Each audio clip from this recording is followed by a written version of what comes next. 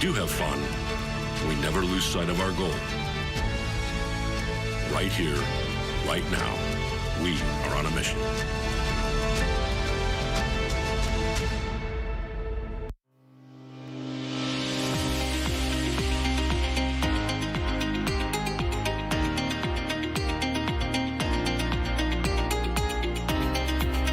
Health and wellness, the core of our existence on planet Earth. Let us hear the voices of our very own citizens, our local and regional medical community, scientists and climatologists. Caribbean Medical TV is geared to developing a consciousness in our people in terms of our health and lifestyle. Knowledge is a very powerful tool, and we must empower ourselves with the information to protect against chronic and other related diseases. From the impact of climate change on our health to NCDs, Season 3 of Caribbean Medical TV tackles the challenges we all face, giving our citizens hope for a better tomorrow. Caribbean Medical TV on this station.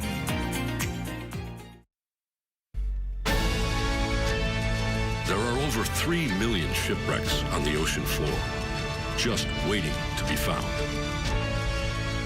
Nothing is truly ever lost at sea, only hidden by time and sand.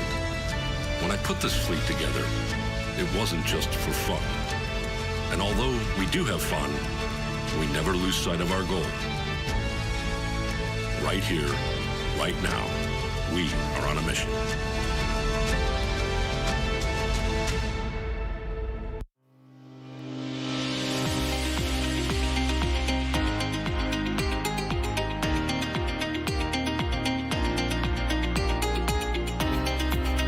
Health and wellness, the core of our existence on planet Earth.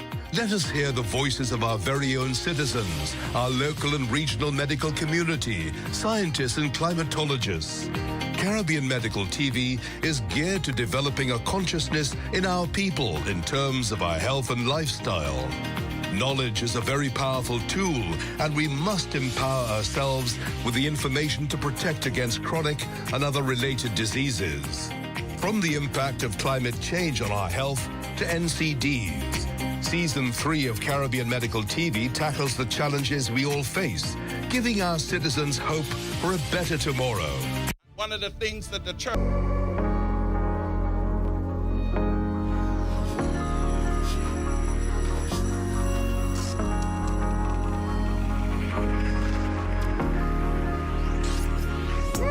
You're watching the ZNS Network, the People's Station. Coming up in the news, your power bills could potentially get higher as the Grand Bahama Power Company files for a new rate adjustment. Plus, a fire completely destroying a business structure that stood for 24 years. And Progressive Liberal Party chairman firing back at the opposition. We have the details. The Bahamas Tonight, the Northern Edition, starts now. This is the Bahamas Tonight, Northern Edition.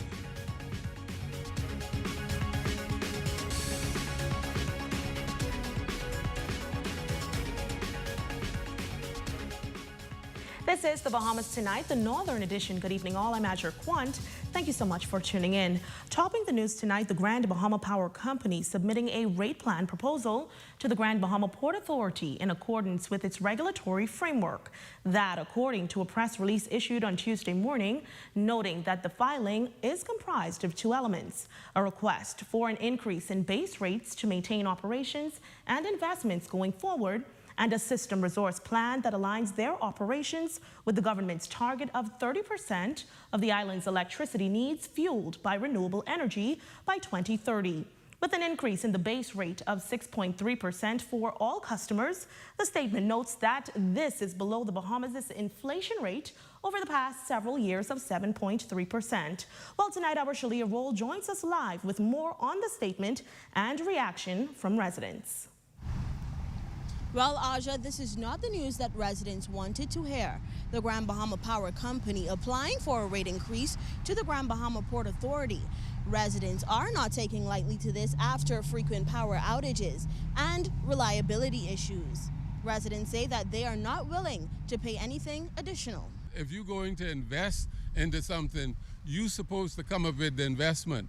But Freeport Power does not take that stand. Their stand is, I'm going to invest, I'm going to make money, and I'm going to make sure that the people pay for that money.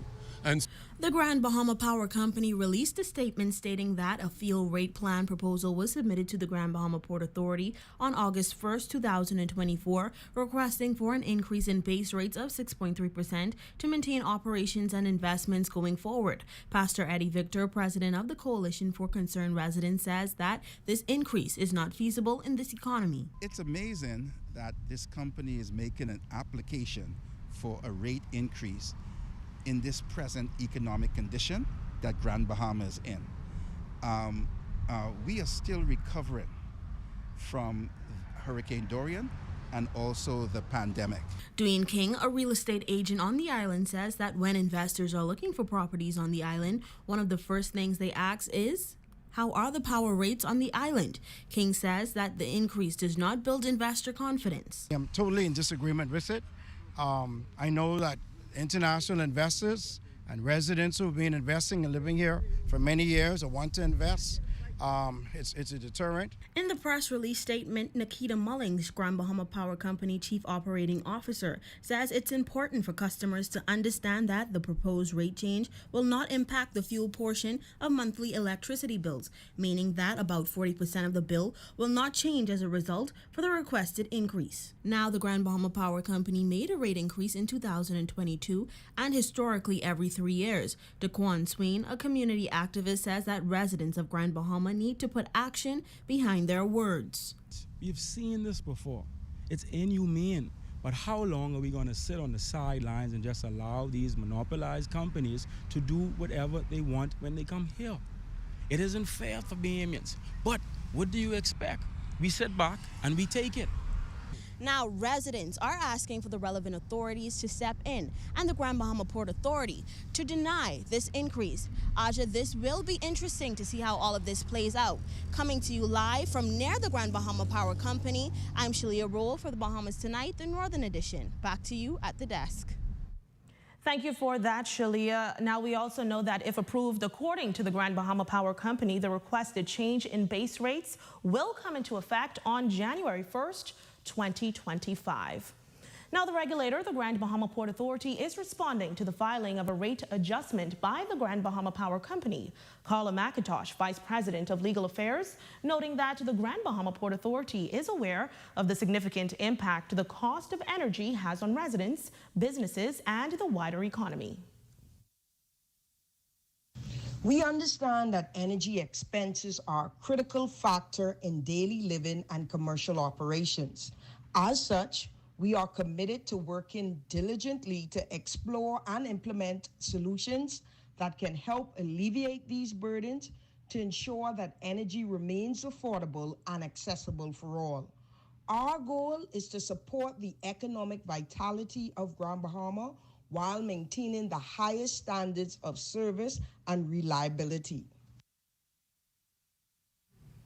Well, the Minister for Grand Bahama, the Honorable Ginger Moxie, also weighing in on the Grand Bahama Power Company's request for a rate adjustment, making it clear that she does not support the base rate increase and urges reconsideration. According to the press release, whilst the decision claims to be in alignment with its operating protocol and regulatory framework, it is wholly ill-conceived, badly timed, and appears to prioritize profit over the well-being of the community. The statement says we empathize with Grand Bahama residents and businesses and are concerned about the additional strain this proposed increase will present. In 2020, the Grand Bahama Power Company implemented a 1% increase as storm recovery and stabilization charge, and in early 2022, they were granted approval by the Grand Bahama Port Authority for a 3.4% increase to this base rate, which was implemented in April 2022. Now, in 2024, amidst numerous power outages, the Grand Bahama Power Company seeks to impose a further 6.3% increase to the base. This is not acceptable. Further, we call on the Grand Bahama Power Company to enhance its process and functions of investigating and assessing claims of damage to household appliances and equipment resulting from frequent outages. Again, we do not support the base rate increase and urge reconsideration on the basis of the hardship faced by Grand Bahamians and the unreliable performance of the Grand Bahama Power Company since the last increase. Well, in other news, a Grand Bahama man had his day in court for a long list of charges, including high-powered weapons. Our Matthew Martinborough sat in court and filed this report. 44-year-old Gadville Newton appearing before Magistrate Charlton Smith in court number 2 wearing a navy blue plaid shirt with light blue jeans. Newton facing a number of serious charges, including 5 counts of possession of a prohibited high-power firearm, 4 black AR-15 rifles, 1 black RF-15 rifle, 1 count of possession of an unlicensed firearm, a Smith & Wesson 9mm pistol, 1 count of possession of ammunition, 6 .40 caliber ammunition rounds, 8 .45 caliber 9mm ammunition rounds, 145 caliber ammunition rounds, 54 .40 caliber ammunition rounds, several counts of possession of ammunition with intent to supply, including 5 silver 5.56 ammunition magazines, 3 black PMag 5.56 ammunition magazines, 1 black Amen 7.62 ammunition magazine, 2 black Glock 40 caliber ammunition magazines, as well as several counts of possession of an unlicensed firearm component with intent to supply, 1 black 40 caliber drum magazine, 1 black 5.56 caliber drum magazine. Also, several counts of possession of dangerous drugs with intent to supply, 10 clear bags of hemp, 5 glass jars, and 1 glass bowl of hemp. The laundry list of charges are strictly indictable charges. He was not required to enter a plea. Bail was denied and the matter is adjourned until August 30th. You may recall on July 29th, Newton was arrested through a joint effort with the Royal Bahamas Police Force. He was remanded to the Bahamas Department of Corrections until August 30th. For the Bahamas Tonight, the Northern Edition, I'm Matthew Martinborough. Also in news, police on Grand Bahama are searching for 2 male suspects in connection with an armed robbery that occurred on Monday, August 5th, 2024. Preliminary reports indicate that it was around 12:15 a.m. when the culprits, armed with firearms, entered a licensed premises in Seagrape 8 Mile Rock, held an employee at gunpoint, and stole an undetermined amount of cash and merchandise before fleeing the area. Police are appealing to anyone with information about this armed robbery to contact Police Emergency at 911, 919, the Criminal Investigations Department, or Crime Stoppers at 328-8477. Meantime, after 2 days, the search and rescue operations to locate a missing aircraft and pilot have been suspended. Officers from the Royal Bahamas Defense Force and U.S. Coast Guard engaged in an extensive 2-day air and sea search in the area north of Grand Bahama. The last known position of the missing 2-seater aircraft, operated by a lone male pilot that departed Sebastian, Florida on Sunday, August 4th, 2024. However, combined efforts were unsuccessful in making any discovery for the pilot and aircraft. Well, switching gears now, a devastating fire engulfed a well-known beach club in Matertown early Saturday morning, causing extensive damage and displacing its operators and employees. As the investigation into the cause continues, one of the operators is shedding light into this incident. Raven Davis has the details in this report. I just feel like spinning around like, why would this happen? The charred remnants of Blue Dinghy Beach Club lie scattered across the sand of Matertown following a devastating fire that reportedly broke out in the early hours of Saturday morning. The blaze has left the club's operators deeply distressed but optimistic. When I got there, I met other people there, and I met the owner of the building who we leased from. She was also there. But as you know, we're supposed to have security there 24/7 who lives on the property, but unfortunately he was out at the time. Talbot says he doesn't want to speculate about possible foul play, but he's puzzled over the circumstances surrounding the fire. You know, everything was off as far as we know. All the stoves, everything was shut down properly, and so we had no reason to think of any fire, and plus that we had a security there that lives there. So we were we're pretty confident. That has put blow into us. I mean, that punches left, right, and center from every direction. Not only us, but the community there as well, and also Grand Bahama Taxi Company. They were very supportive of us. All that has been null and void now. Now, a group of taxi drivers established Blue Dinghy just over a year ago, and the business was growing steadily. Meantime, the owners of Junkanoo Village Beach Club have offered to accommodate Blue Dinghy operators, and it's a move supported by local taxi drivers. Extremely unfortunate, because so many, people who was probably dependent on that for livelihood have now lost their jobs. Other drivers, they've been calling me on a regular basis, like, oh, so what we gonna do? Because I'm one of the ones that pushes this. But hey, they had people that think about it very quick, and they called me up and said, hey, we're gonna come here to this place. And that's what we did this morning. We made a dramatic turnaround, and like nothing happened again. Officials estimate the damage from the fire at just over $200,000. While police have yet to release an official statement on the incident, they say the matter remains under active police investigation. For the Bahamas Tonight, the Northern Edition, I'm Raven Davis. Thank you for that, Raven. Well, tonight we turn our attention to a heated political exchange between the Progressive Liberal Party's chairman and the Free National Movement. PLP chairman, the Honorable Fred Mitchell, is forcefully responding to claims made by the FNM regarding the state of the Bahamian economy. The details coming up in this next report. They took a statement and have turned it into something which I never said. Defending his words, the Progressive Liberal Party chairman, the Honorable Fred Mitchell, is not holding back in his response to the Free National Movement's August 5th statement, which highlights his comments from August 2nd, where they claim he described the economy as being in a tight squeeze. Mitchell asserts that his remarks have been misrepresented and disputes reports suggesting he stated that there is a cash crunch. What I said is, like every mother and father in this country who runs a family, that you have to know that at a certain point there are emergencies which come up.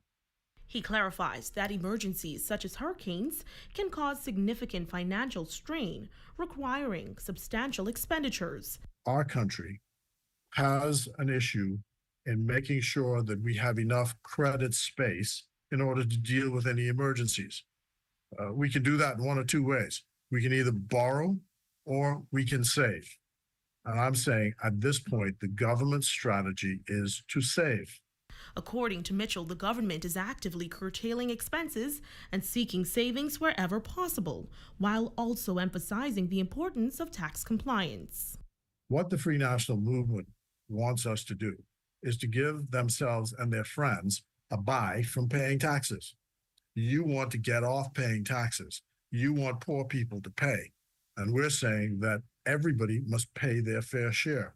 In addition, Mitchell dismisses claims of discord between himself and the government, as alleged in the statement. There's no issue. I told Michael Pintard it's a figment of their imagination. When questioned about the direction of the economy, Mitchell firmly states forward is always the right direction. There is great momentum in the economy and is moving forward. The country is a beautiful place. Things are trending in the right direction. We are better off than we were 4.5 years ago, and the young people can look forward to a great future. The Bahamas Tonight, the Northern Edition, returns after this break.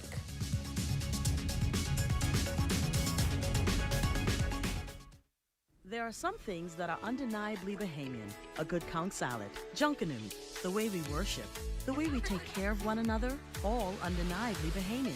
And right in the midst of our iconic things, places, and people is Commonwealth Bank. Increasing access, sponsoring dreams, working alongside Bahamians to increase the quality of their lives for more than 60 years. Commonwealth Bank, nothing more than being Bahamian. Commonwealth Bank, leader in personal banking services. Come on down and see what Dolly Madison has in store for you. Renovate and rejuvenate at Dolly Madison.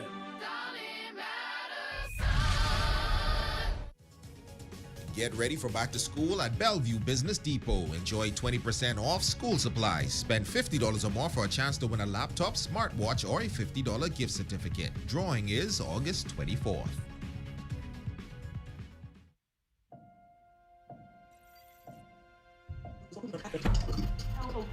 announced early on that the curve of the fourth wave has been flattened. Standby talent. 2 and cue. We have a dynamic team of diverse, enthusiastic journalists committed to uncovering the truth and delivering it with zeal and integrity. Patrol confirms that the victim's body was found by an individual who was involved in the search We party. tell the heartwarming tales of resilience and success, from local politics to cultural events. We have it covered. We have Aja coming live from Bimini tonight for our top story. We are your trusted source in the North. We are ZNS Northern Edition.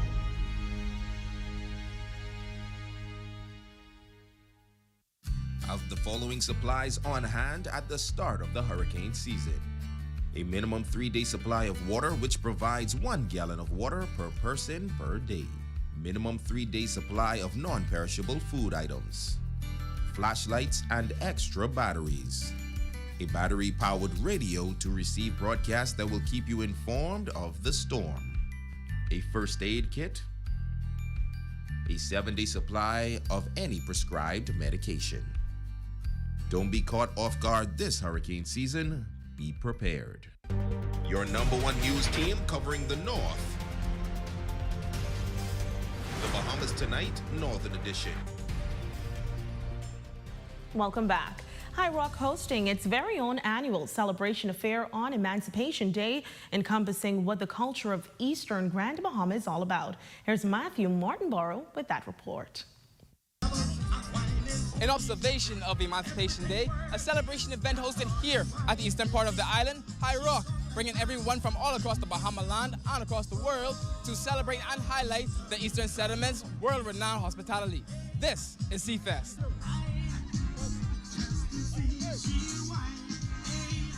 With delicacies on display like crab and rice and barbecue ribs, to authentic Bahamian merchandise on sale, down to bingo for the older folks, and even the Royal Bahamas Police Force's K9 unit with their engaging act. Seafest activities brings a lot to the table for the entire family's delight. Operations Manager for Carnival's Celebration Key, Dominique Pinder, notes the festival is a vital aspect of the culture in East Grand Bahama, and for them to be a part of the occasion means a lot. We wanted to make sure that we are part of community building, and being able to take part in all of the grand festivities happening here today.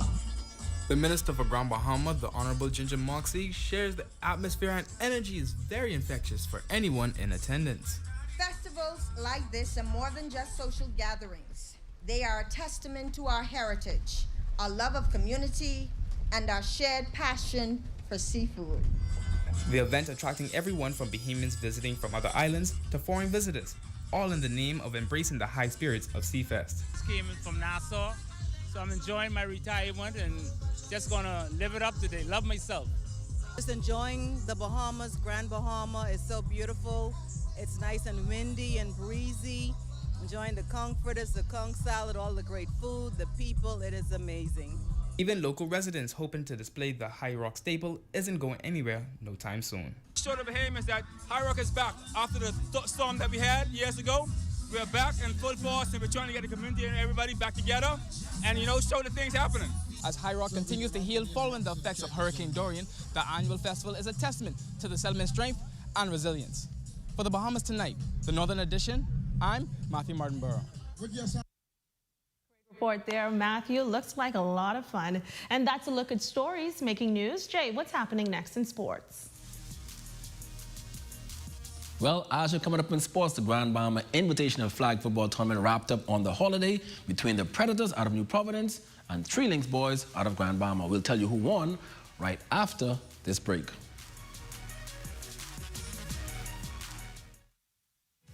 The Grand Bahama Port Authority advises of road resurfacing on East Sunrise Highway westbound lanes opposite Lukai Medical from August 6th through the 9th. The Lukai roundabout will be closed with traffic diverted to Ferry Horse Lane. The Grand Bahama Port Authority apologizes for any inconvenience caused. Get ready for the ultimate showdown of intellect. 11 schools vying for the trophy, scholarships, and bragging rights. Battle of the Brains. Witness the excitement as young minds compete in math, physics, chemistry, and biology. Who will rise to the challenge and claim victory? This year, 11 schools go head-to-head in the Battle of the Brains 2024.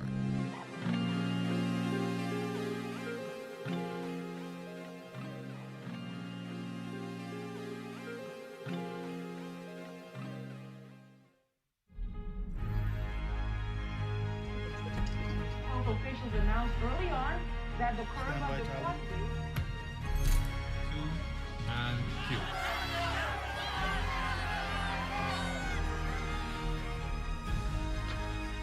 And a fire had erupted at the end. All of the victims have lost their lives.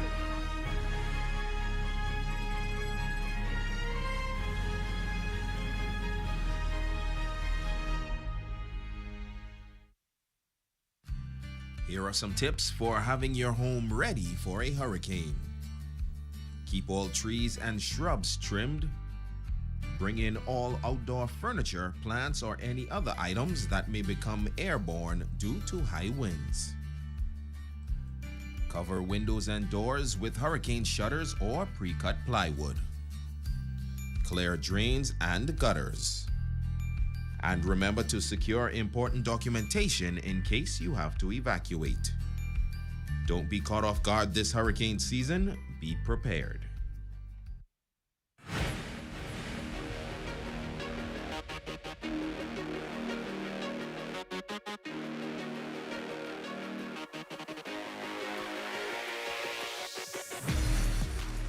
Good evening, ladies and gents. I'm Jay Philippe, and welcome to Sports. We have a whole lot of sports for you once again. Let's begin with flag football. The Grand Bahama Invitational Flag Football Tournament wrapped up on the weekend at the Sports Complex, a championship game between three links out of Grand Bahama and Bamboo Shack Predators from New Providence ended in a 21-0 shutout. It was an intense game to start, but the Grand Bahama champs were able to pull off the game in the second half with what could be a preview of the national championship set for later this month.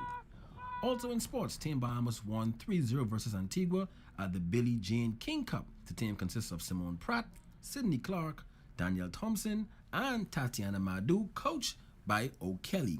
Grand Baham and Tatiana Madu teamed up with veteran Danielle Thompson in the doubles, winning in a clean sweep 6-2 and 6-0. The team have 3 more games to face in their pool, which includes Jamaica, Trinidad and Tobago, and Barbados. And finally in sports, the Grand Bahama Tennis Association held its election for the 2024-2025 year. Greg LaRota will serve as the president once again.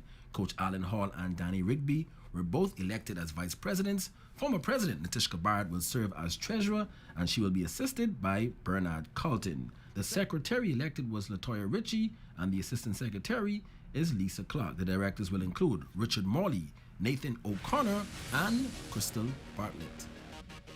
Ladies and gents, that is your quick check on sports. I'm Jay Philippe. As always, be blessed.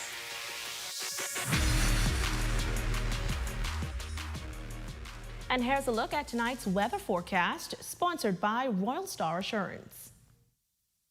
Tonight's weather forecast is brought to you by Royal Star Assurance. 'Cause it's so beautiful.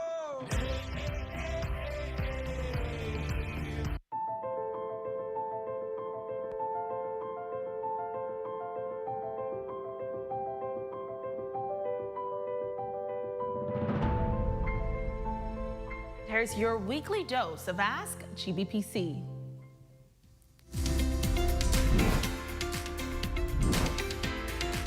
How does solar power benefit customers? Thanks for your question. I'm Nikita Mullings, the Chief Operating Officer here at the Grand Bahama Power Company. Here at Grand Bahama Power Company, we remain committed to protecting our customers from the volatility of the fuel market. This solar plant here works to reduce and stabilize the cost of power for all of our customers through managing our fuel costs. What it does is protects us from the volatility of the fuel market as we become less dependent on fossil fuel.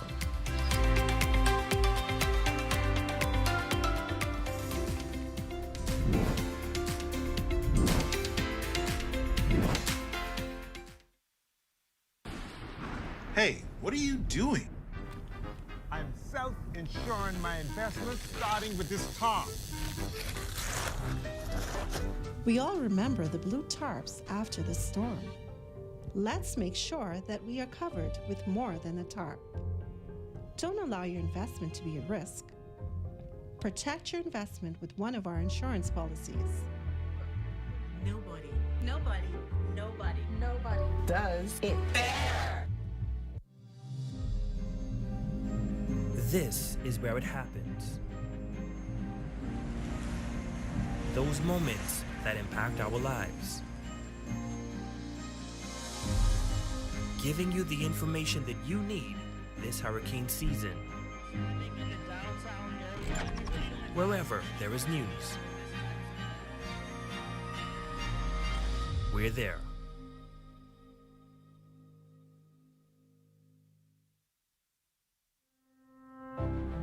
This year, 11 schools go head-to-head in the Battle of the Brains 2024. Witness the excitement as young minds compete in math, physics, chemistry, and biology. Watch this new episode of Battle of the Brains, powered by GB Power.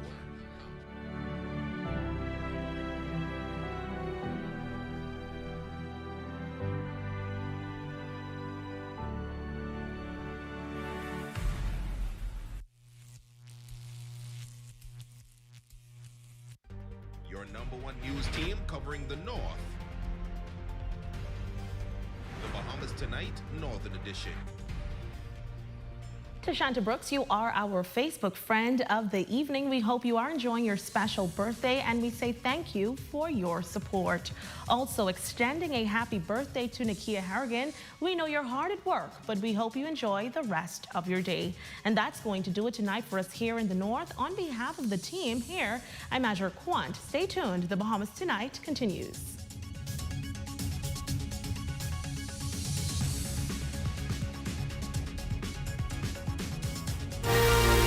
Coming up in the Bahamas tonight, Olympic grief swells as controversy mounts over one Bahamian athlete's performance, or lack thereof. A Jamaican man awarded $2 million as payout for abuse during imprisonment.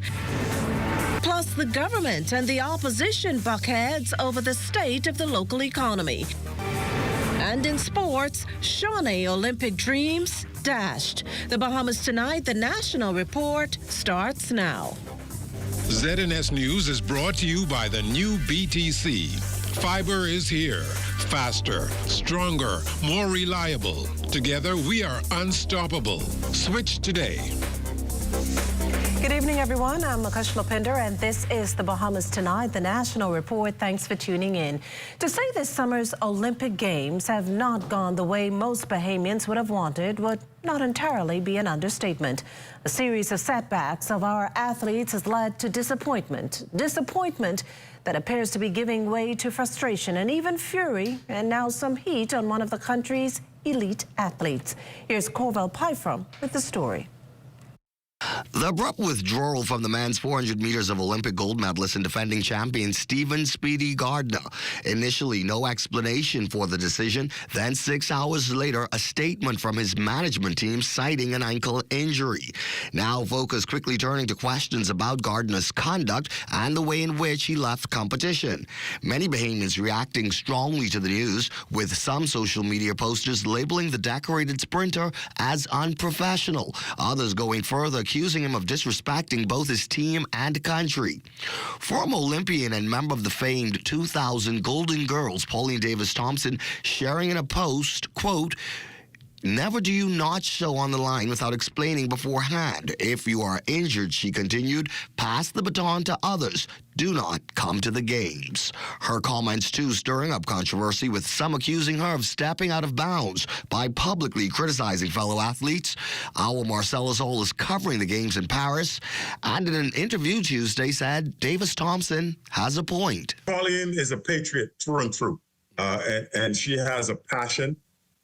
She's always had a passion for the Bahamas. I just think sometimes you have to put your personal egos aside And if you say you are a Bahamian and you represent the Bahamas and you like the accolades that come with that, if you want to be celebrated when you do something, then it goes both ways. You have to, and that's where I think Pauline, that's the point that Pauline was trying to make. Hall says there are obligations that come with being a professional athlete and when representing the country. He too disagrees with the way Gardner handled the issue.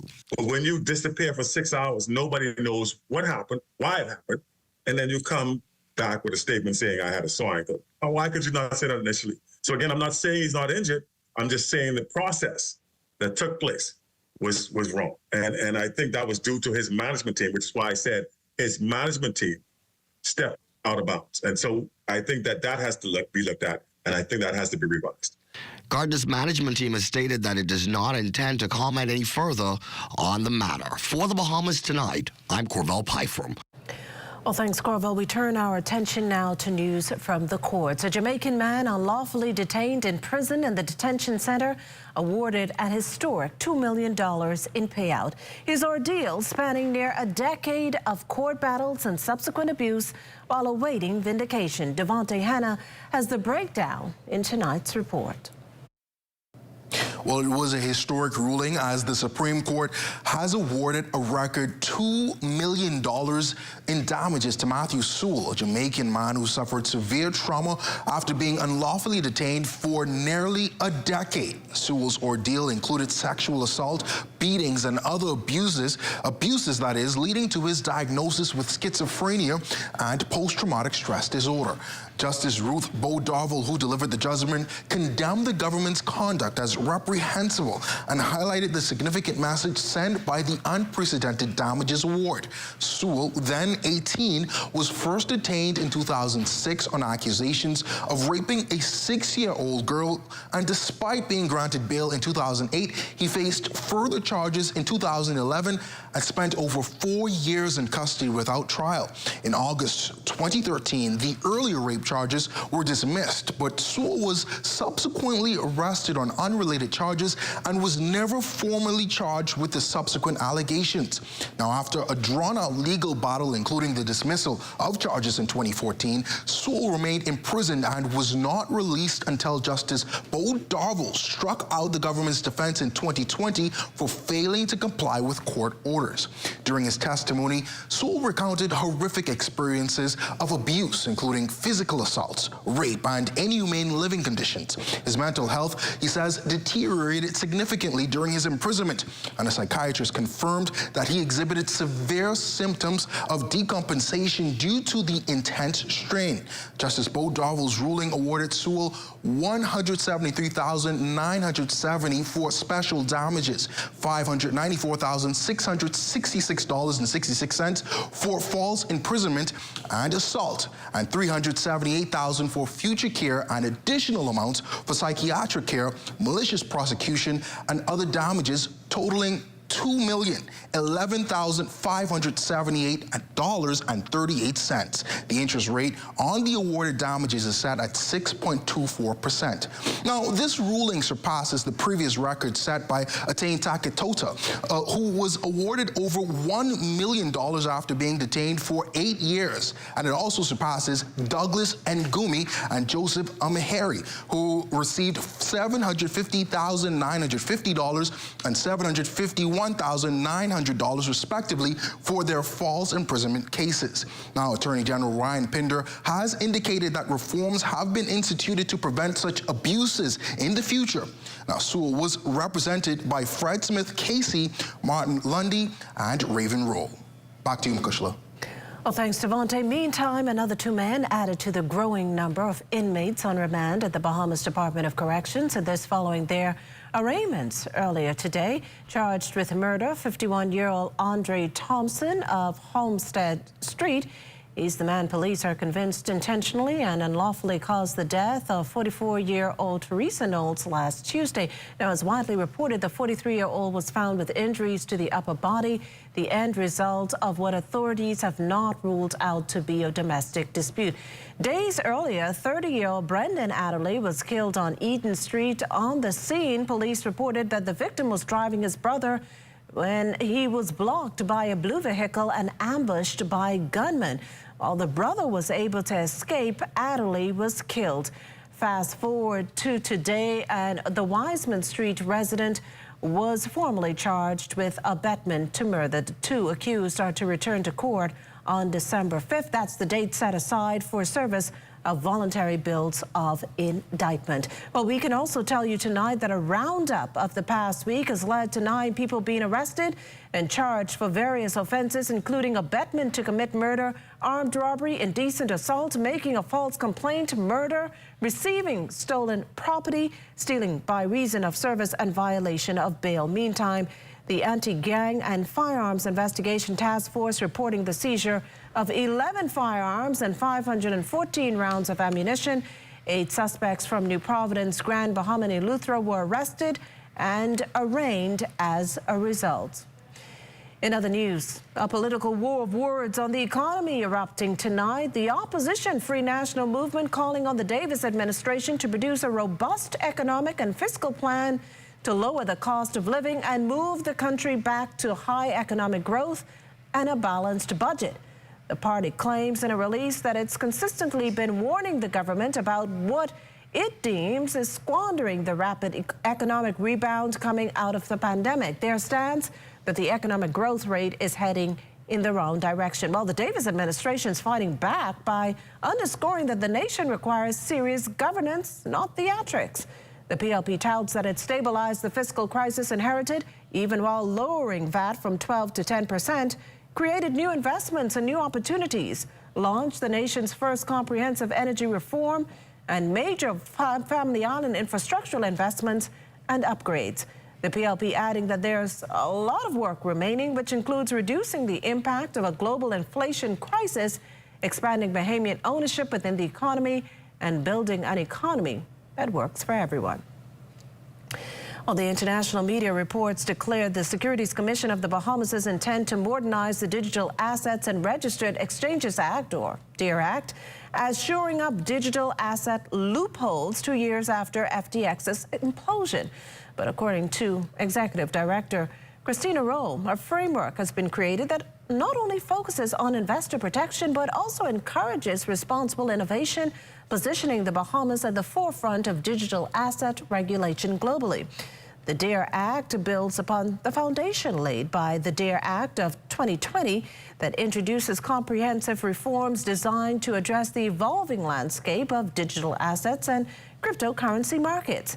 This in addition to the passing of the Securities Industry Act last month. The new DARE bill also addresses conflicts of interest within the framework of a digital asset business, as well as a framework for the operational aspects of exchanges. Previously, under the Securities Industry Act, and this is also a modernization point, the offense of tipping off was not included, and we've now created the offense of tipping off. And tipping off, of course, is if someone is under investigation, they shouldn't be tipped off that they are under investigation. So if I'm coming to you for information on that person, you shouldn't tip that person off. The Commission is also working to transform other legislation to modernize the financial services industry.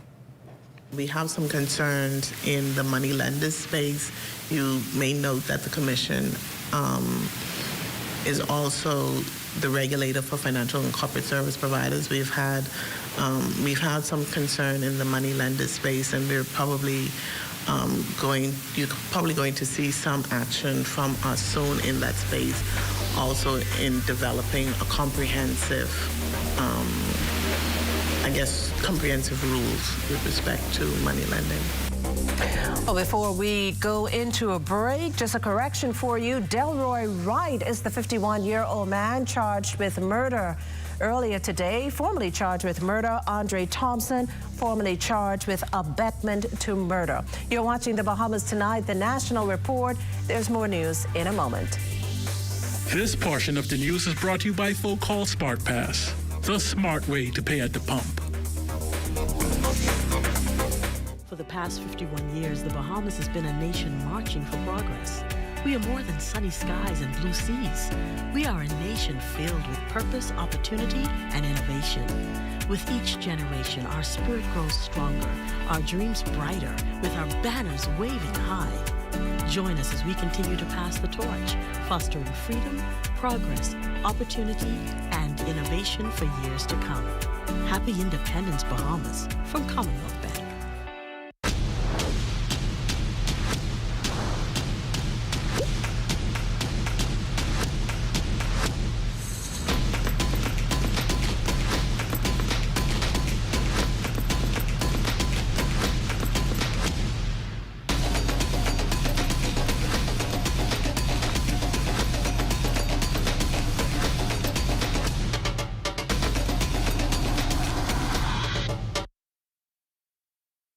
Just when Leo was about to buy this useless pair of Hands underwear, he remembered that it was Tuesday.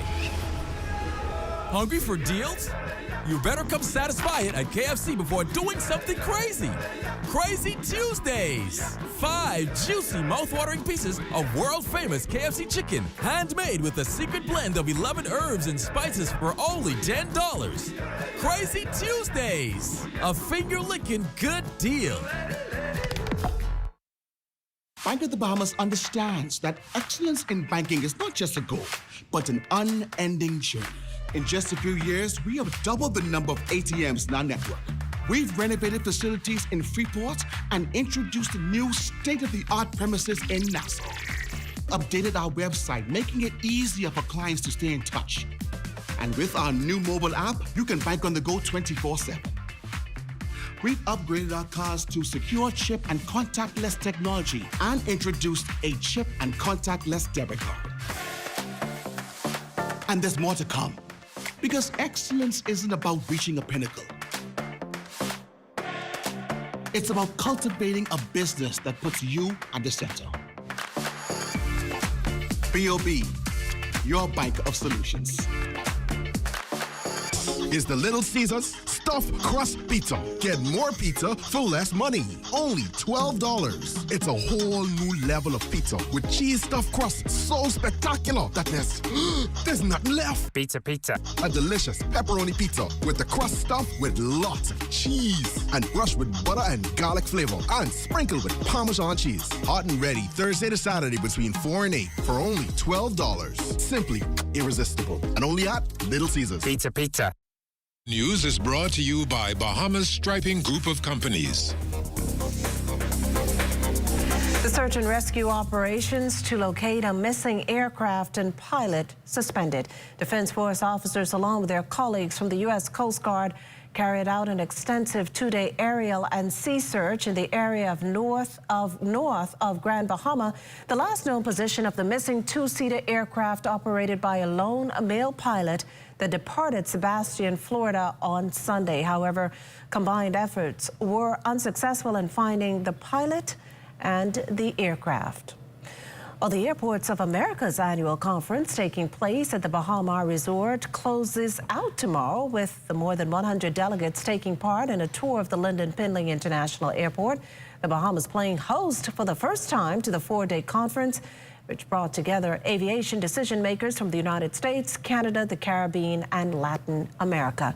Aviation Director Dr. Kenneth Romer telling ZNS News that hosting the event has been a success for the Bahamas, and he expects the country will see huge dividends. There is going to be a significant return on our investment. You'll find out that many of the airlines, airports, are actually going to be offering incentives for us to bring new airlift from their airports to the Bahamas. Safety and security throughout the aviation sector among the topics discussed at length in a number of panel discussions. About one of the presenters at Tuesday's session and a former Atlanta airport CEO says the conference offers the perfect venue for exchanging ideas and strengthening partnerships. This is very, very important to bring top airport officials together to share best practices and do knowledge transfer so each one of us and each country could better the aviation system, because aviation for a country, as we know, is the front gate or the front door for economic prosperity. Well, we can tell you that the next major meetup on the agenda for aviation officials is the Roots Conference set for next February at the Atlanta's Paradise Island Resort. The Roots team recently here in Nassau conducting numerous site visits, meeting with the hosts, visiting the venue where over 3,000 meetings will take place to define air connectivity and explore the fantastic opportunities that delegates can experience during their time in the Bahamas, including numerous networking events. In related news, the local tourism industry not showing any signs of slowing down, not when American Airlines has announced plans to ramp up its service from Dallas-Fort Worth, Texas to Nassau starting December 5th. According to the Caribbean Journal Online, American had already announced plans to expand to daily service on another route, Chicago to Nassau, also in December. Caribbean ministers responsible for the United Nations Convention to Combat desertification and drought will meet here in the capital this week to formulate and discuss strategies to achieve land degradation neutrality. It's all in preparation for the 16th session of the Conference of Parties, also known as COP16 in Riyadh, Saudi Arabia, this December. This pre-COP meeting will enable Caribbean small island developing states to solidify their collective stance on critical issues such as sand and dust storms, drought, and other thematic areas ahead of COP16. Well, Minister of the Environment and National Resources, the Honorable Vaughn Miller, is calling on the International Seabed Authority to develop robust environmental regulations, stringent monitoring mechanisms, and a comprehensive framework for impact assessments to minimize the potential adverse effects of deep-sea mining. His comments coming at ISSA's 29th session in Kingston, Jamaica. The Bahamian contingent also voted for ISSA's next Secretary General, which went to Brazil's Leticia Calvao, the first woman and first scientist to hold the position.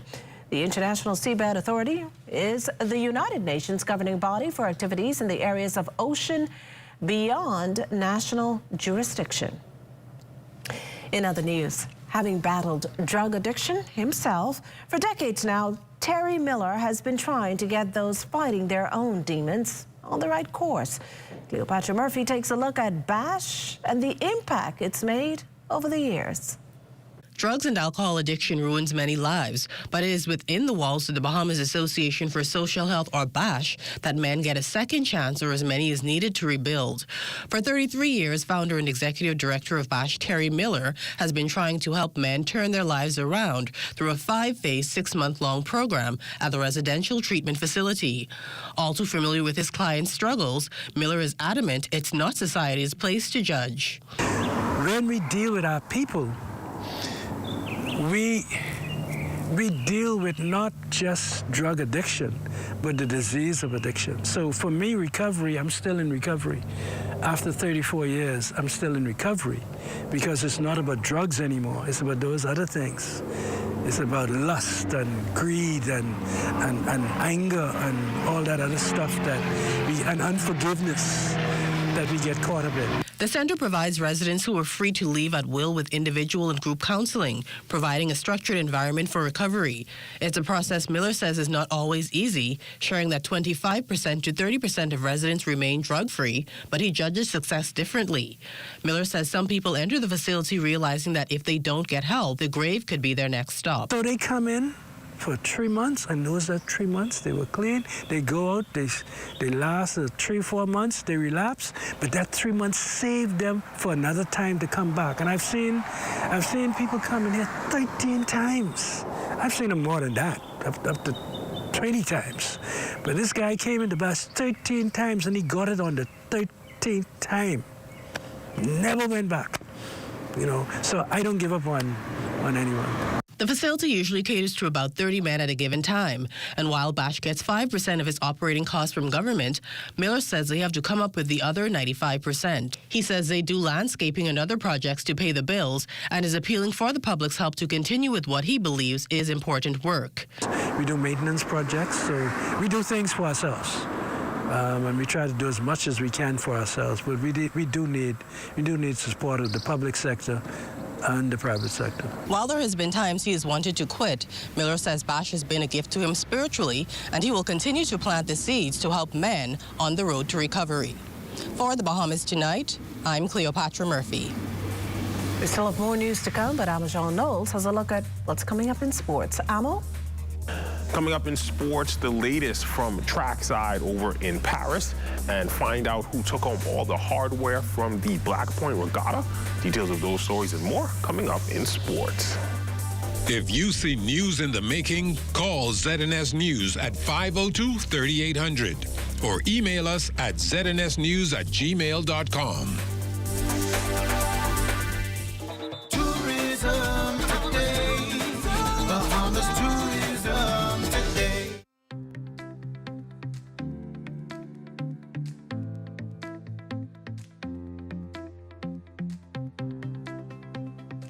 Hi there, my name is Floyd Nigel Lowe. I'm president of Green Turtle Ferry, and tourism is everyone's business.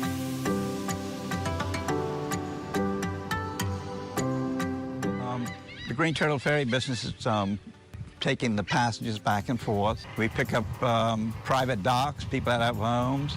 Like I say, we do a lot of service, like people coming over from the island of Abaco. So like for dinner, the Green Turtle Club, Bluff House, we take people back and forth that way at night. Like I say, it's the lifeline of the island.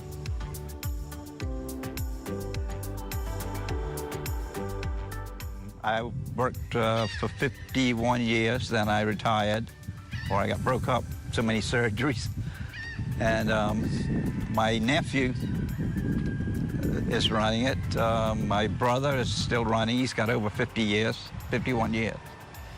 And my grandson, Christopher, has taken over from me, so we're into the fourth generation. From Treasure Key, it would take roughly 15 minutes directly to Bluff House or Green Turtle Club. Most of the regular schedules leave Treasure Key Ferry Dock and normally come to New Plymouth first, so if they do that, it would take probably roughly 25 minutes to Green Turtle Club or Bluff House. Like say, the old island, if you did all the stops, we counted up one day as something like probably 60 different stops. We pick up all the sailboats, the tourists on the sailboats as well. They just call them, we just pick up that way.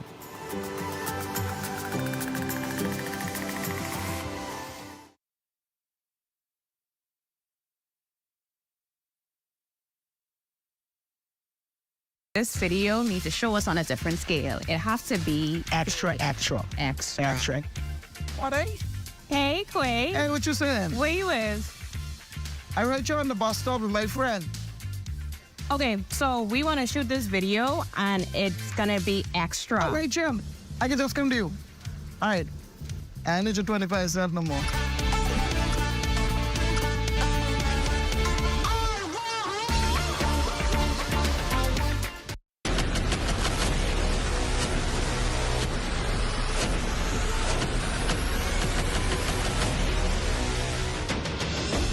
A decade ago, the Bahamas Striping Group of companies was birthed out of a passion to change the way we travel. From only a $5,000 grant, the tenacity and work ethic has propelled BSGC to one of the leading road management companies in the Caribbean. We pride ourselves on going the extra mile where others won't, through the use of our state-of-the-art equipment and our certified team. Although the success is commendable, the road has been long, yet the mission continues in striving to be a world-class organization ran by Bahamians for Bahamians. With the help of our experienced and hardworking team, we at the Bahamas Striping Group of companies are committed to making a difference, one road at a time.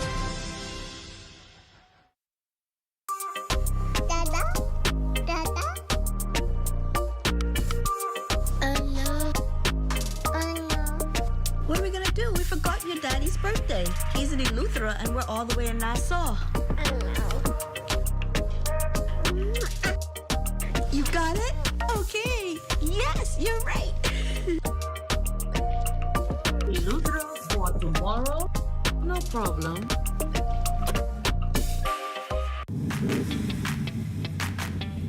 Introducing the Focal Smart Pass app that helps you to fuel up faster. Here's how it works. Download the app on the App Store or get it on Google Play and create your profile with payment details. Visit your nearest Shell station, open the app, scan the pump's QR code, select your payment amount, and begin fueling. Say goodbye to cash and cards because the Focal Smart Pass offers secure and convenient payment options right at your fingertips. Download Focal Smart Pass now and fuel up faster today. If you're looking for something new for the kids to do for the remainder of this summer, Camp China is opening its doors next week to eager campers for an enriching adventure into the Chinese culture. Tonight, our Devontae Hannah speaks with the camp's directors who tell us how Holy Trinity AME Zion Church will come alive next week. And in this report, he even learned a bit of Chinese himself. This summer, Camp China is set to offer a cultural experience blending traditional Chinese arts with modern camp fun, taught by two Bahamians who studied in Asia. It's a unique opportunity for children and teens between the ages of 6 to 16 to immerse themselves into a new culture. That's camp co-director and founder of Translating with Nailing, Danae Sawyer, who says the camp will introduce children to the Chinese language, culture, and cuisine. Partnering with Sawyer is Ian Brown, a Chinese teacher and translator, who noted the goal is to make what people may deem complex quite the opposite. We're going to start at the basics, of course, learning like how these things work. Because I know a lot of people might have looked at a Chinese menu, see a couple of things like, what is this strange stuff? So the first basic could be like break down what this actually is. And of course, teaching in a unique way that is unique to Bahamians. International reports say Mandarin Chinese is the second most common language in the world behind English with 1.1 billion speakers. It is also the third fastest growing language as approximately 198.7 million people have decided to learn it. More and more businesses these days are partnering with Chinese companies for the mere fact that everything is made in China. You know, even when we do business with American companies, more than likely their products are coming from China. Learning a new language and a new culture, it wouldn't hurt you. It is an aid of self-development. And so I would encourage anybody to do it. Meantime, Brown says the earlier the better. Because coming from me, I wait till university to get to that level. Now, I might start at in high school or even primary school. The level I've been at would be vast difference. So start there while the kids still have the free time in the summertime. Enjoy something new, something different, and then spread the word around, and then you never know. And if you want to get your child involved with one of these instructors here on the side of me, the camp begins on August 12th and ends on August 23rd. Bahama, Xinwen, Washer, the winter. And I'm guessing Devontae knows exactly what he just shared with us. In the meantime, though, the Lyford Key Foundation is bridging the gap this summer with its Focus program. Here's intern Jada Roll with the story. The students at the Lyford Key Foundation's Focus program are showing off their inclusive summer projects. The group prides itself every year on their project-based learning program and end-of-summer showcase, the goal being to foster education through collaboration and hands-on learning. Working with the students to facilitate their growth and cultivate ambition for the topic at hand is the executive director of the Lyford Key Foundation, Nicola Virgil Rowe. She talks about her pride in the students. I'm just amazed at what the children can do. But even more, I'm just so proud at how, confident they are in their speaking and their presentations and the work that they're doing. And I think that, it reflects so well on them and the commitment and the hard work they put into it. This year's Bridge Theme Showcase had the students focused on their uses, types, makeup, and affordability. The 5th to 9th graders tackled the topic from multiple angles. The 5th graders were tasked with designing bridges that met the needs of the community, presenting bridges that efficiently carried citizens across San Salvador. The 5th grade program attendee, Dylan McEwen, shared with the Bahamas Tonight his class project. This bridge is the Tide Arts Bridge. You see, we have the hangers, the actual tide, and the arch. We also have here to connect the two hangers.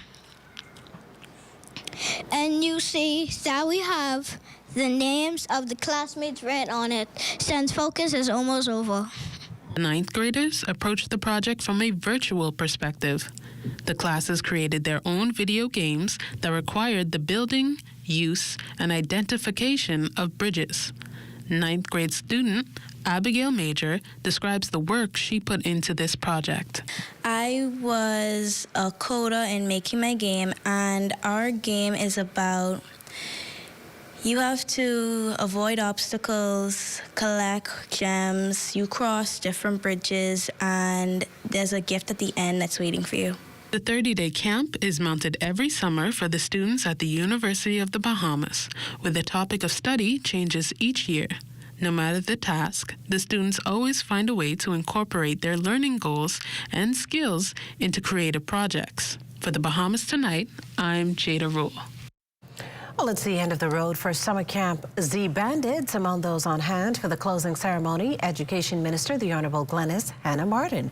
Leader of the Z Bandits Junkanoo Group and the Z Bandits Outreach and Trade Camp, Eugene Colley, speaks about those who've contributed to the program for years.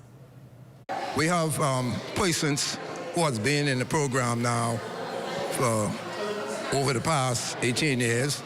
A whole lot of them come back and make their contribution. They are now with the Royal Bahamas Police Force, the Defense Force. They work in the private sectors, and they come, lend a helping hand, and they make contribution. Along with participating in Junkanoo practices and dancing, as well as many other forms of artistic expression, campers also learned how to sew their own uniforms, bags, and pillows. Member of Parliament for Angliston, the Honorable Glenys Hannah Martin, shared a few words and goodbyes with the youngsters. I want to say all of you, when you go back to school in September, first week in September, I want you to take with you everything you have learned in this camp. Discipline, excellence, attentiveness, believe in yourself. You're watching the Bahamas Tonight, the National Report. There's more news in a moment. Hi, I'm Brent Burrows, Vice President of Retail and Sales at CBS Bahamas and the CBS Pro Store. Not only do we guarantee the best prices on all your favorite building materials, we're proud to offer the best delivery program in all of Nassau. Whether you buy one box of screws or a truckload of plywood, island-wide delivery is just $5. And for our Family Island customers, we're proud to offer complimentary drop-off to the mailboat of your choice. Visit us today at the CBS Pro Store on Robinson Road and check out our website to set up your next delivery.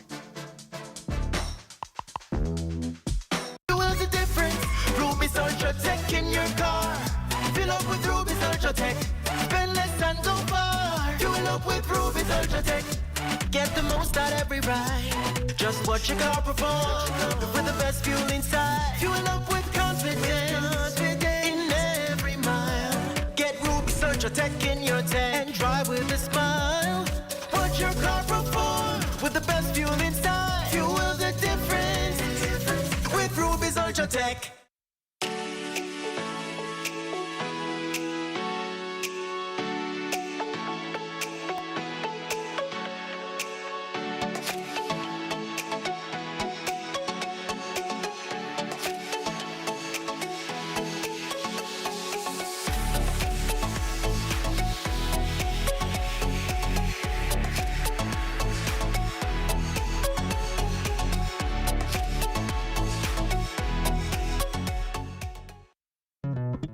The most important thing in life is family, and whenever you need reliable advice, you look to the people you know you can trust. At J.S. Johnson Insurance Agents and Brokers, we earn our clients' trust every day. Whether it's home, motor, travel, or commercial insurance, we've got you covered. Call 397-2100 or visit jsjohnson.com. JS Johnson Insurance, peace of mind.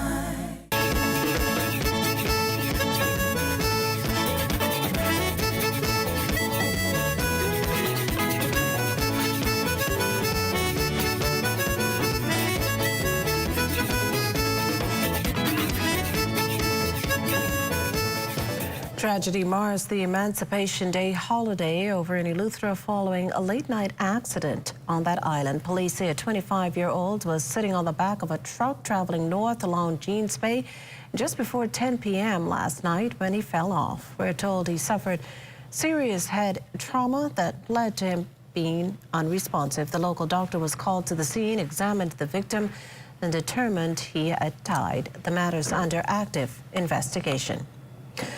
Oh, Bimini given a brand new fire truck for its airport. A malfunction with a previous 55-year-old truck led to Silver Airways temporarily halting its service to the island. But today, Aviation Director Dr. Kenneth Romer shared the good news.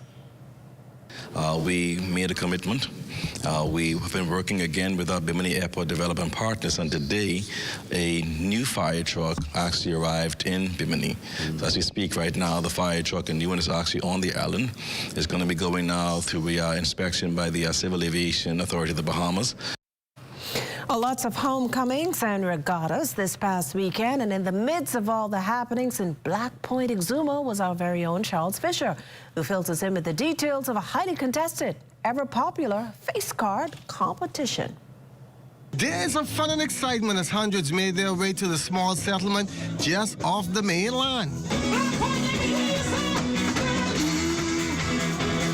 Top-notch entertainment at night and fun-filled activities during the day, like the pineapple eating contest, native dancing by the young ladies, and a new one, conch pulling contest. The main attraction every year is the Ugly Man contest.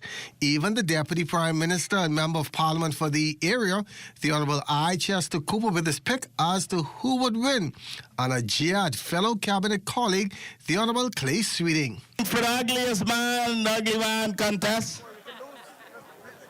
And I bet you he ain't gonna be from Black Point either.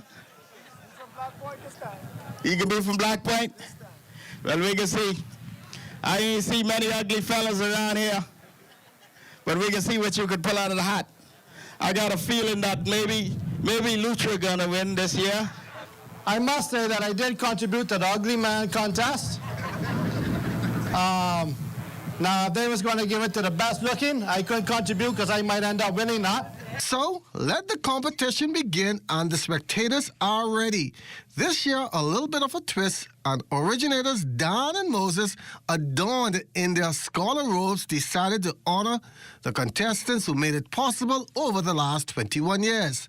Shaba, a one-time champ, receiving his gifts, and bestowed with an honorary degree in ugliness, Bush, one of the most wingest contestants ever. Dr. Bush is officially graduated as the world's ugliest man. And Densley rolled his real name, proud with the honor, after receiving so many gifts. Everybody, I mean, I tell you, representing the city, ain't like everybody perfect. No, everything just that's all. That makes sense, but that's right. People don't understand, no. If you got the game, what you do? Get the game and get fake. Spend the money. Hey, who the government? As for next year, how much for me next year? No? They retire you. Yeah, that's what they say, but I wasn't expecting that. All in all, everyone enjoyed themselves and the competition. For the Bahamas Tonight, I'm Charles Fisher. Well, Charles, it's the honorary degree for me, but it's time now for a check on Family Island weather, and for that, as always, we turn to Chief Meteorologist Basil Dean. Good evening, Basil. Good evening, Makisha. Putting the ugliness aside, we have mostly cloudy skies this evening after some light rain showers. Temperature at 87 degrees. Relative humidity is still quite rich at 83%. Winds out of the south at 9 miles per hour. Your barometric pressure, 1,014.6 millibars. That's 29.96 inches. And your temperatures around the islands, Marsh, Ababaco at 84, Greenville, Key 85. 85 also in Freeport, Grand Bahama, the Berry Islands 84, Alistown, Bimini 85. 85 also in Harbor Island. Rock, Sandy, Lutra 87, Fresh Creek, Central, Andros at 83. Then we get some 77s in Camp Space, St. Andros, and Black Point, Exuma, where we're perhaps having some heavy cloud cover and precipitation taking place there. Artistan, Cat Island, 87. San Salvador, Rum Key, and Georgetown, Exuma, also at 87 degrees. 85s in Ragged Island, Clarence Sound, Long Island, Crooked Island, and Betsy Bay, Maguana.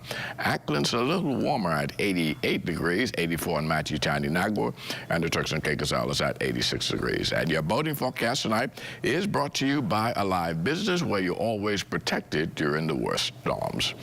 In the northwestern islands tonight, right through Thursday, those winds will remain out of the south at 12 to 18 knots, wave heights 3 to 6 feet with caution flags in place through Thursday.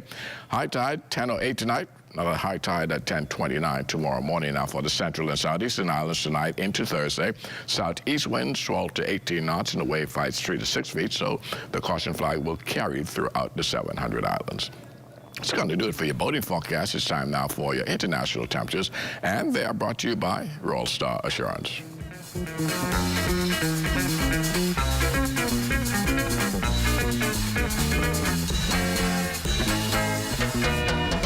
Hey, hey.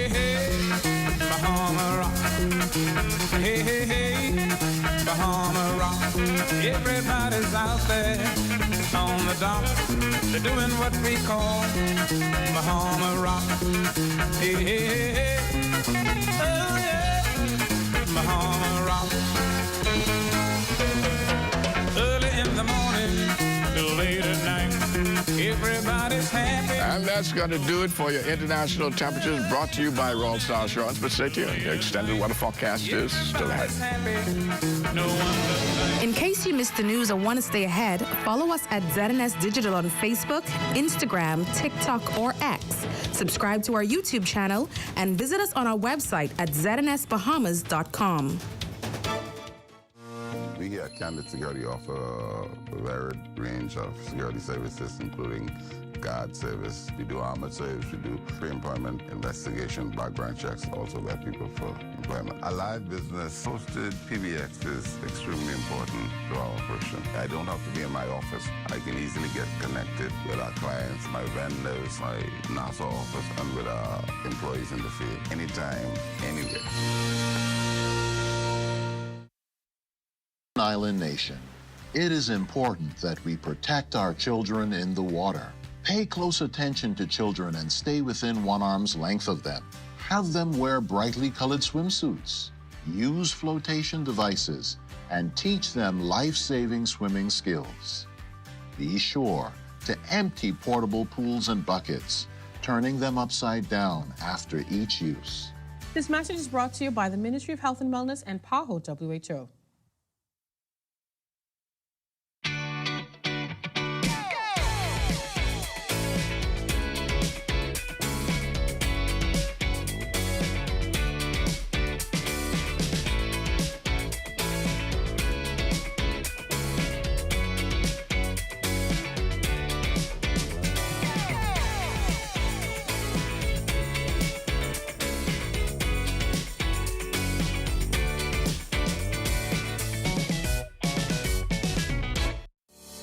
Looking for a reliable and professional medical laboratory in the Bahamas? Your search stops here at Bonaventure Medical Laboratory with 27 years of dedicated service in lab and EKG services. Our board-certified staff of medical technologists and phlebotomists ensure accuracy and proficiency in every result. With state-of-the-art equipment, we guarantee quick turnaround times and electronic delivery of results. Take advantage of our special pricing on back-to-school lab tests, group discounts, and on-the-spot drug screens. Get HIV results in just 1 hour. Check your hormone levels and even explore paternity testing options. With 7 convenient locations across the Bahamas, including Centerville, Sandyport, and more. We're always close by. Contact us today at info@bonaventurelab.com or call 328-3518. Bonaventure Medical Laboratory, your lab partner for good health. Trying your luck doesn't always result in a win. In fact, it's easy to lose track of your spending when gambling regularly. Here are some ways you can gamble responsibly. Utilize financial planners to track your finances. These could be done digitally or on paper. Set a realistic budget and stick to it. And finally, monitor your winnings and losses weekly and monthly. This message is brought to you by the Gaming Board for the Bahamas. This is ZNS Total Sports.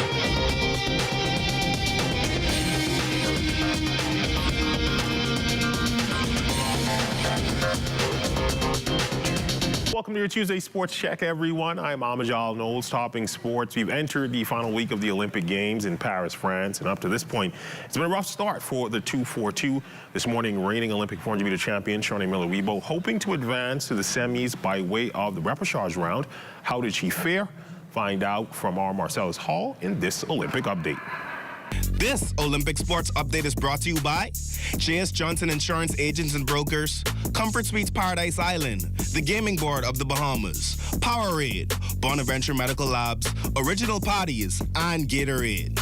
It was a quiet evening here for the Bahamas in terms of competition, but this morning, not so much. Shawnee Miller-Weibo getting back onto the track as she ran in the repechage of the women's 400 meters, hoping to advance through to the semis. As you know, many people saw her or witnessed her not able to get through the first round of the event the day before when she walked through the finish line, but able to regroup herself, hoping for the best as she finished up that afternoon and looking to get back in the repertoires again early this morning, where she did not run as good a time as she would have liked. 53.80 for Shawnee Miller-Weibo, unable to advance to the semifinals. Unfortunately for her, her Olympics are over. Meanwhile, we did see Ian Kerr on the track as well. He too trying to get through in the repertoires in the men's 200. That too did not go quite as well as he had planned. 22.60. He would finish third in this heat, and he is done as well as far as these Olympics are concerned. We did get a chance to speak with him afterwards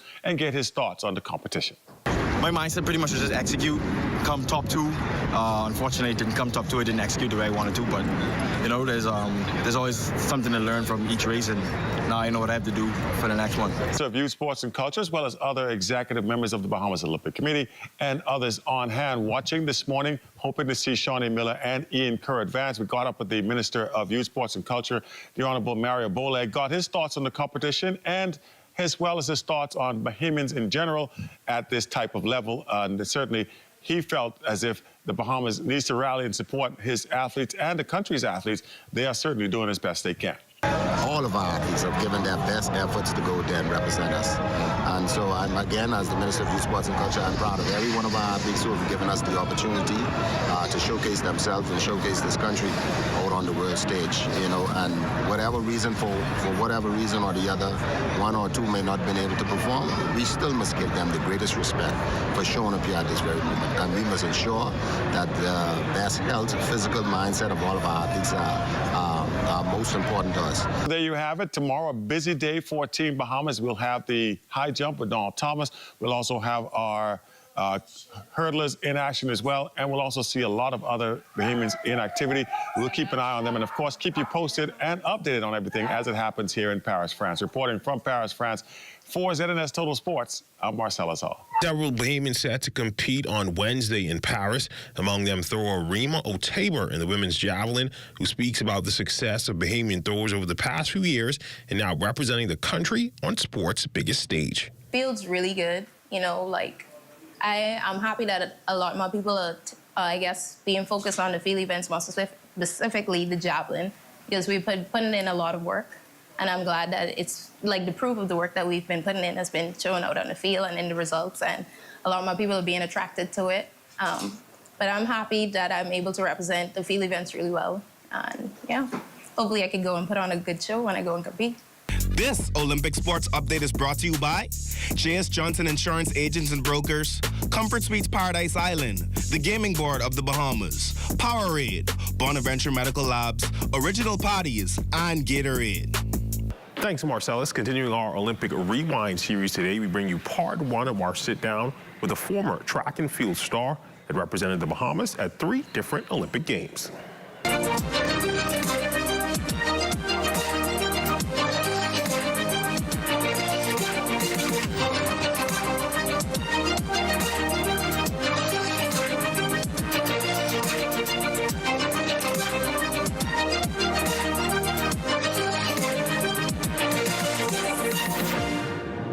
Hi, I'm Chanel Ferguson, former Olympic track and field athlete for Team Bahamas. Reflecting on my time as an Olympic athlete, several things come to mind. Well, the first is when I made the first Olympic team.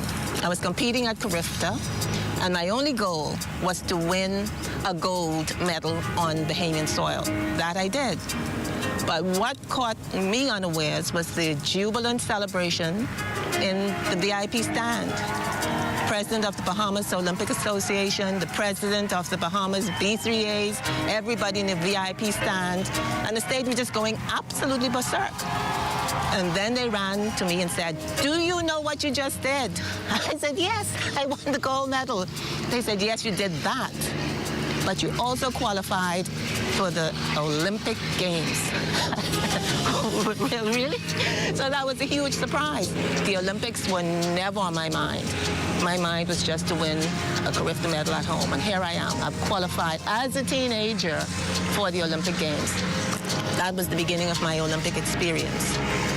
Then, of course, the big disappointment came when the Bahamas boycotted the 1980 Olympics because of some row between the Americans and the Russians.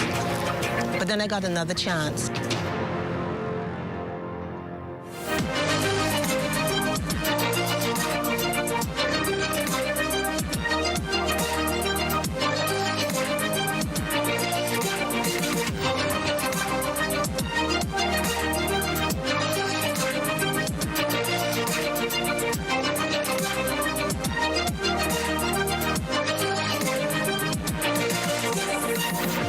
Finally, in sailing news, the action wrapped up yesterday on the water in Black Point, Exuma for their regatta. Charles Fisher letting us know who took home all the hardware in this report. Sailing closed out Monday and the awards handed out. The sailors, they were happy to receive their checks and trophies. It was complete domination by the crew of H2O, winning all 3 series races as well as the ocean race. Pratt & Pride, who broke his mast after the first series race and could not continue, with 6 overall. Slaughter was 5th, 4th going to Lady Eunice. Sailing to 3rd was Raging Bull. Chase was 2nd, and yes, H2O, the overall champ. Kelly Kemp giving all the glory to his crew and 82-year-old father, Effort, the captain. Sure, all I must say, first of all, thanks be to Almighty God. You know, I've been dreaming of this for years. I think I've won this boat about 15, 16 years. You know, I started from scratch. I did not have the finances, and God blessed me, and I put it in the boat. The boat is winning. I'm going to be a force to reckon with throughout this entire Bahama land. Sailing was good. But my brother said he can get him a head start. You still catch him. We've been in 4th place on the chaser. We got a stop on the chaser. So my brother pulled around the chaser because he was pulling with, although he on the H4, he pulling with the chaser because they said the chaser can bring the buoy. So chaser know where he come from. Coming Wednesday, we will feature the ageless wonder, 82-year-old Effort Kemp. Stay tuned for that. For ZNS Total Sports, I'm Charles Fisher. And that's when we look at your sports on this Tuesday. A check on weather when we return. This is ZNS Total Sports. Greatest gymnast is saying, I'm not myself, this doesn't feel right. People like to put us on a pedestal when all I wanted was to be normal, to be human, like everybody else. I still have to dig deep down and remember why I'm doing it, and do it for the little girl.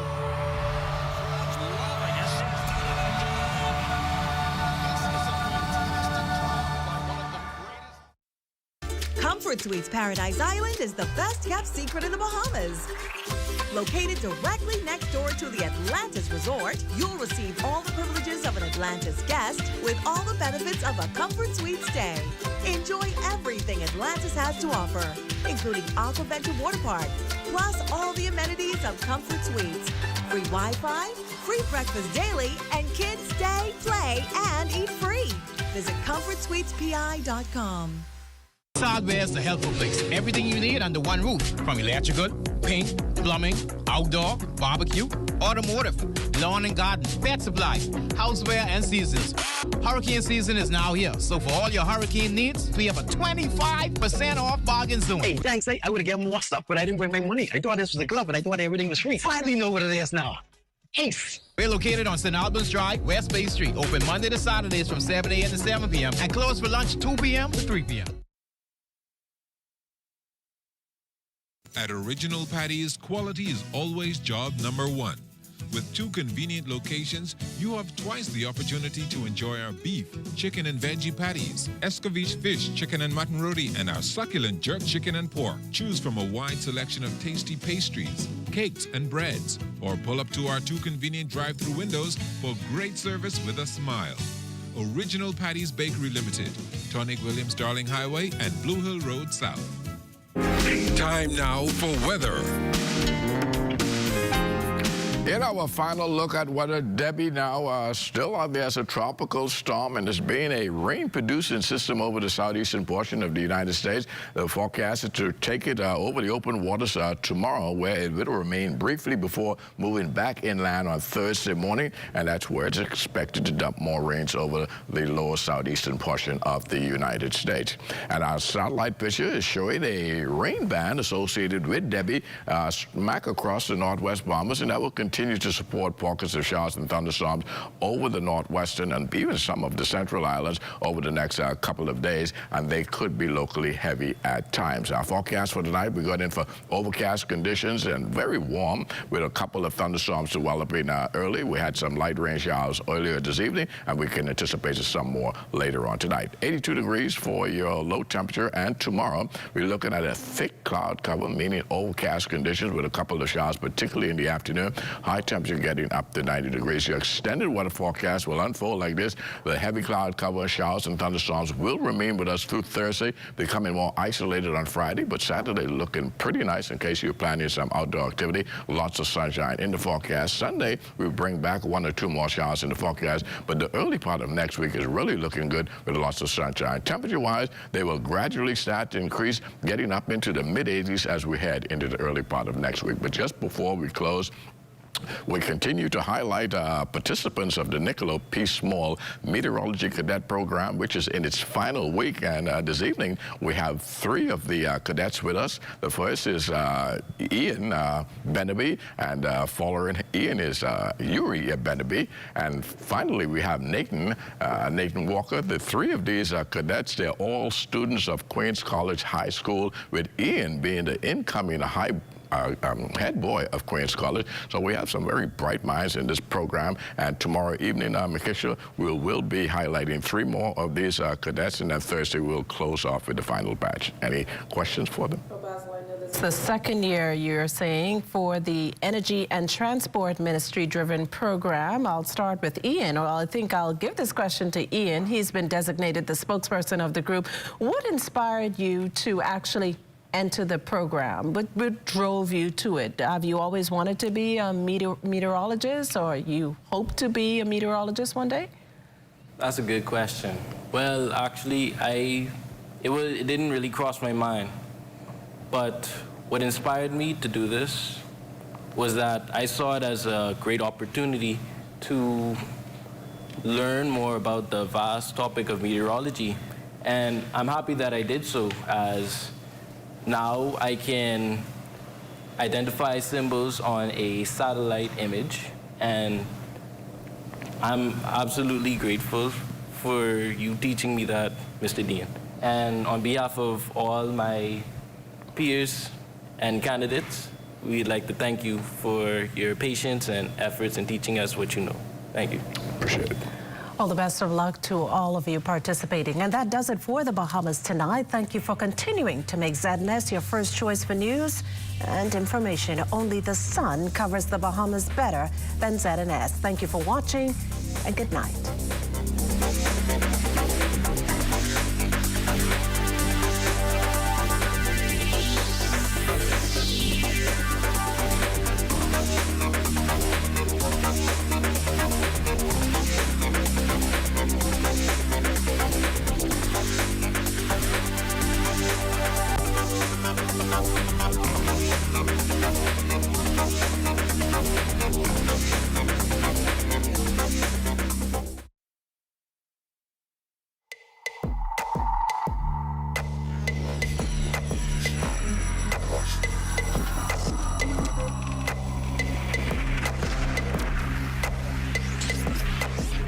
You're watching the ZNS Network, the People's Station. Like, you know, the tree them knocking. But I thank God he didn't move me. He let me stay still alive. No one could seem to figure out what was going on. We tried to go under the table in the house, but what happened is that after we noticed that the roof was started to split in half, we decided that we should go in the bathroom and take over there.